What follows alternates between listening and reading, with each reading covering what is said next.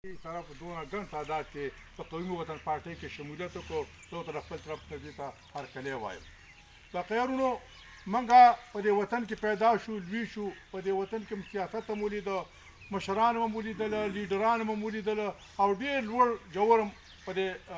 سترګو نه تېر شولو. نن چې عامه خبره به پخه خبره به سیاسي خبره به زمونږ مشر کوي صرف دونه وایم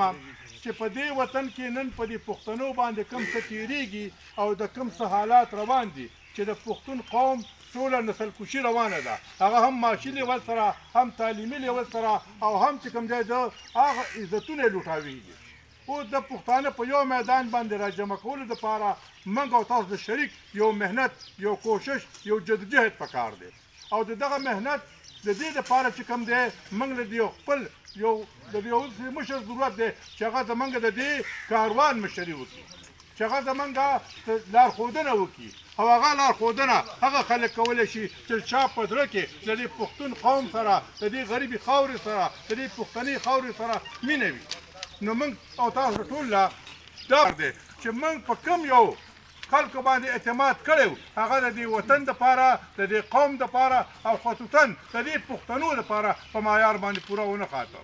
نو موږ له پکار دا دي ټول قوم له پکار دا دي چې موږ په خپلو کې راپاسو او دغه شانته وړې وړې جرګې سازي کړو په دې کلو کې وګرځو چې د دې پښتون قوم دپاره د دې پښتانه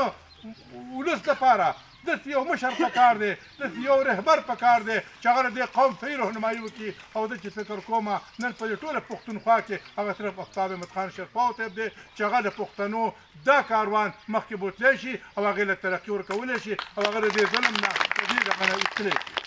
بل طرف ته که موږ وګورو نن چې په لاهور کې کوم یو ډرامه شروع ده نو په هغې کې دی چې کوم دی زموږ د دې پښتانو وروڼه تللي دي ځکه چې هغوی هلته څوک د ټکټ په اسره باندې تللي دي څوک چې کوم دی په نورو لالچونو باندې تللي دي او هلته چې کوم دی د پښتنو هغه بې عزتي چې کومه روانه ده هغه دلته د دې پښتانه قام د برداشت نه بهر ده. نو موږ وایو چې دغه شانته ډرامې دي حکومت په خپله نه جوړوي ځکه چې دا یو ډرامه ده. دلته که په دې پښتونخوا کې یو کس پیدا شو نو پولیس هم راشي فوج هم راشي او دغه هر قسم بې عزتي کېږي او دغلته په یو سړي باندې